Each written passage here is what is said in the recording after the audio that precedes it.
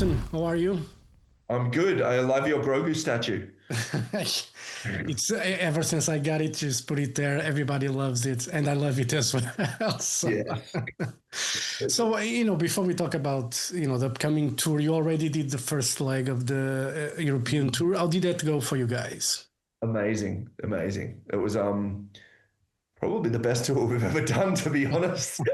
It's been really, really fun. Like it's I mean the show that we're doing is kind of like the pinnacle of what we've done artistically, and to be able to be doing it on the road and have this many people experiencing it, it's the best feeling in the world, to be honest. Does it surprise you, that after so many years, you guys really are on top at the moment? And for those who haven't seen the show, we'll talk about it in a minute. But does it surprise you that you guys are bigger than ever? I mean, the show is fucking insane. I mean, Yeah, yeah, it does. Like it does. I mean, it surprises me only when I look back, because I mean, everything has been a surprise. That's the thing. I mean, the last time we played Portugal was 9 years ago. 9 years ago, I could not even conceive of creating this show or being where we are now. But that being said, the show that we've created we're very aware that it's taken 20 years worth of experience to be able to write all of those songs that work together in that show and learn how to craft and create a show that works in the way that it does. So all of that makes sense to me. And also, like, I don't know, when we built the show as well, I was like, this is pretty messed up. It's like, this is pretty messed up. And if this all works, I think people's minds are going to blow. So yeah, the fact that it works exactly how we thought it would, it doesn't like, yeah, that makes yeah. sense. Yeah, because watching, the videos on YouTube nowadays, whenever you leave the stage, the whole concert normally is up there Yeah. on YouTube. And watching it, it kind of remind me when I used to be a kid and watch some, like Kiss or Deep Purple or something. I watch the Parkway Drive show and I see a danger factor. Like at any second, something could just go wrong, Yeah. whatever it is. But that sensation that you guys create on stage of the danger of, how big you guys are and create the show, it's not every band that's able to do something like that and pull that off. I mean, Rammstein on a different level, Yeah. obviously, but you guys on arena level, it's fucking crazy, really. Yeah. I mean, yeah, it is. It took until the first show that we ever did it in Australia to know that it would work. Yeah. Like the rehearsals for this show were messed up. Like it almost gave us nervous breakdowns, to be honest. Because there's so many points where the whole thing could just go, "Eh," and it could be really dangerous as well. Like it's as much as I just want to say as well, as much as like this is our baby as a band, we have an incredible crew who work their asses off, a massive crew behind the scenes, pulling levers and doing all this stuff to make it all work. But it's yeah, I mean, we just wanted it to capture the best elements of what this band is, which is like the whole idea of the show was to make it feel like you can have that personal connection. If you were someone that went to like one of Parkway's first shows and just saw us in a little club or a little hall, it was like face to face, just hardcore band. But also by the end of the show, it's something where you're just like, what is happening? My world is caving in. But it still all makes sense as the one band, and it doesn't seem like it's cut up and it's like there's a new band and an old band. It's all together, because I think that's what is special about this band. It has grown to the point where, yeah, we want to make these moments which seem otherworldly, that you go, that's an experience I can't get out of any other band. But we don't want it to seem like when you reference like, especially like someone like Kiss, they're literally like rock gods. Yeah. We've never seen ourselves as rock gods. We grew up as punk rock kids. I still want to be able to high five someone. I don't want someone to come up to me and go, "Oh my God, I can't even touch you." I'm just like, I'm just a person. But at Yeah. the same point in time, I'll blow your mind. So Yeah. But it's kind of, you guys are really set up a level that it's Hmm. kind of hard to, I mean, can you imagine going back to the clubs and Yeah. like do a tour? Like, can you imagine that actually? After I can. I mean, we played a club show in Berlin to warm up for the tour, and absolutely loved it. It's like it's interesting because it's not something that I necessarily desire to do on like if you were like 30-day club tour, let's go night after night after night. It might not be something where I'm like, okay, awesome. I'm really excited to do a full tour of this. But I love it's two different worlds, and I really love the fact that we have the option to do it and the desire is still there to do it. It's really cool that like it's kind of flipped on its head. I remember when we first were starting over the first couple of years, occasionally we'd get to play a music festival and you'd play on a big stage in front of a couple of thousand people instead of like 100 people. And it was like, whoa, I get this chance to do this one really crazy thing. And now it's like, I get to do this really crazy thing, play in front of a couple of hundred people when the ordinary thing is play in front of thousands of people. So it's just the opposite. But yeah, we still have the desire to do it. Like it, and it's still really fun. At the end of the day, like you take away all the bells and whistles that we have on and all the crazy stuff. We just love playing the music. yeah. Like so, yeah. And for the second leg of this European tour, guys starting in Lisbon, Mm. set list wise, is there going to be any changes? Are you guys going to flip things around a bit?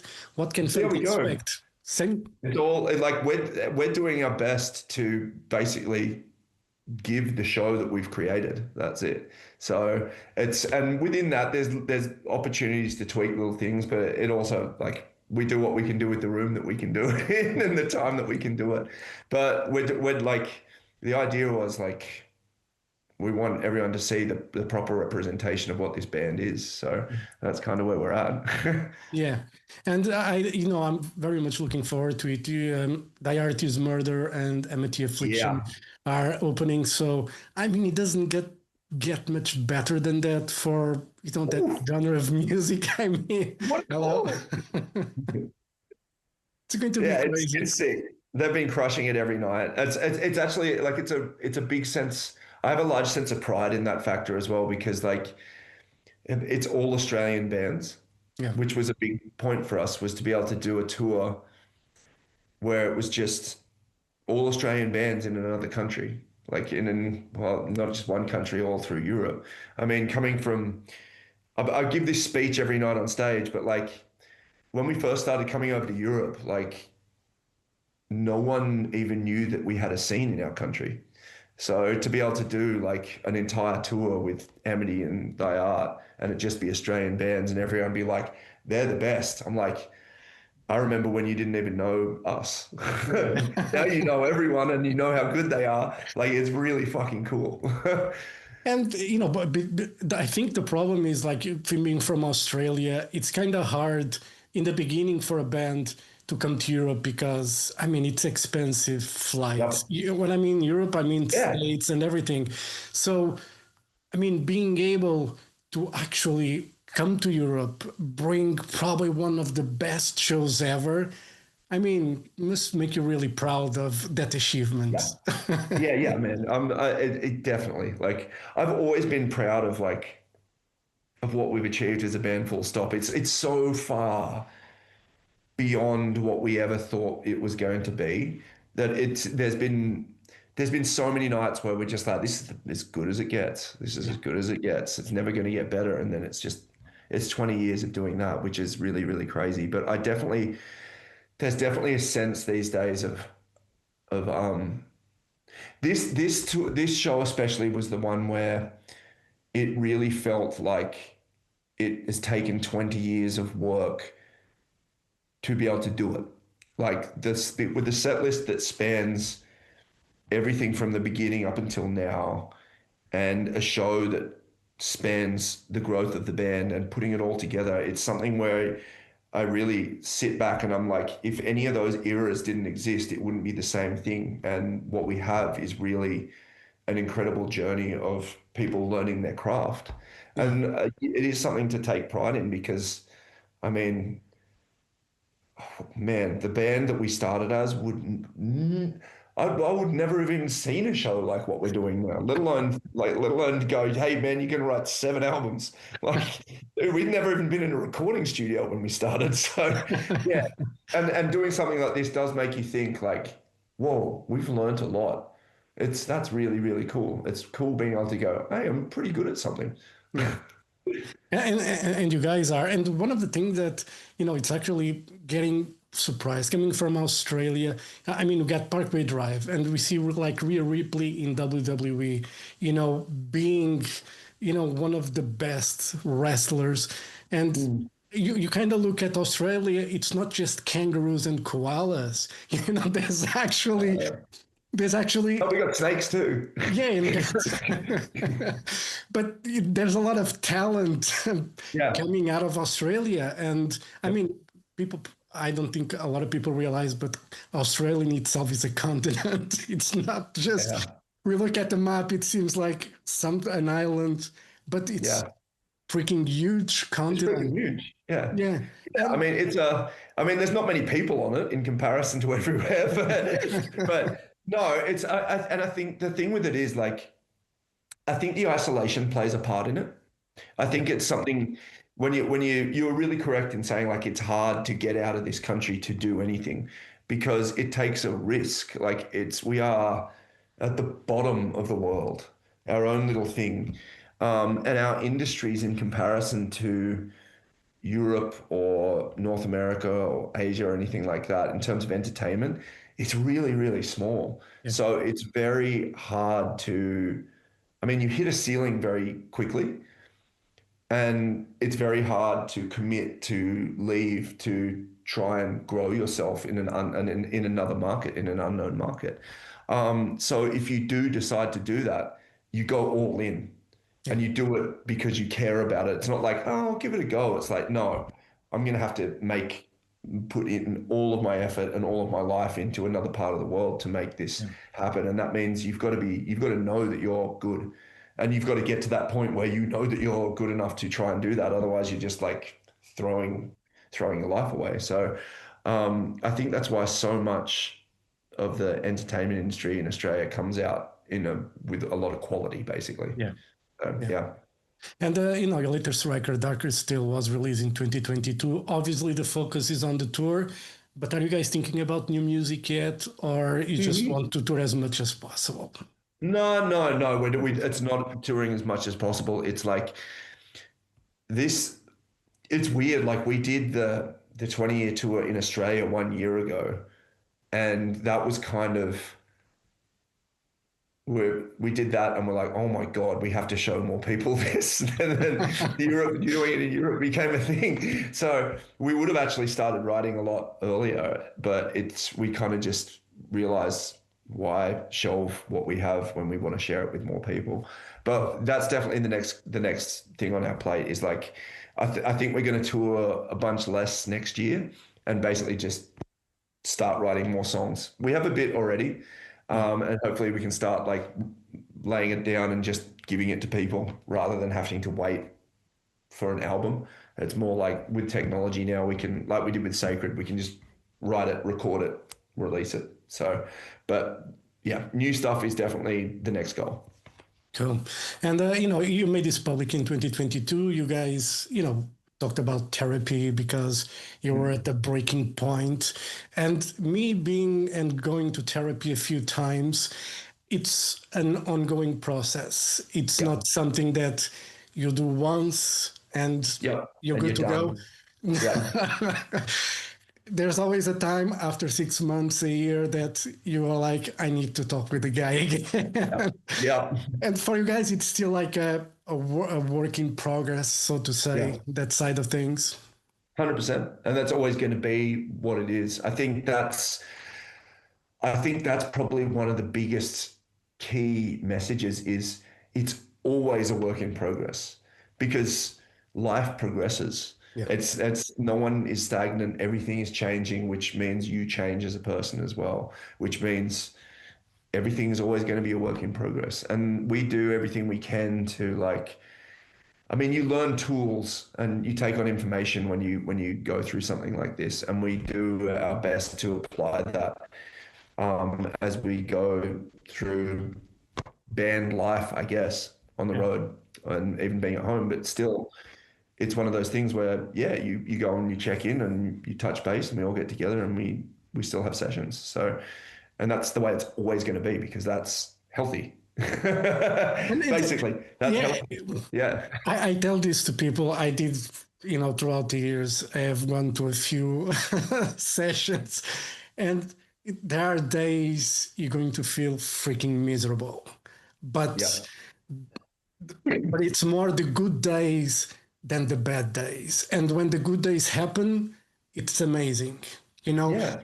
I think people should try it once at least. Oh, 100%. And the thing is, like, it takes working through the bad days to get the good Yeah, days. That's it. Otherwise, they're all going to be bad.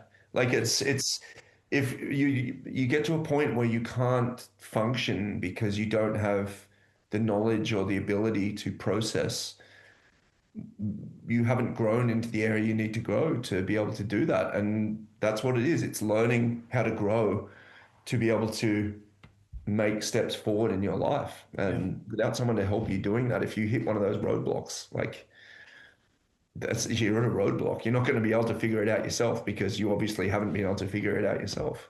Yeah.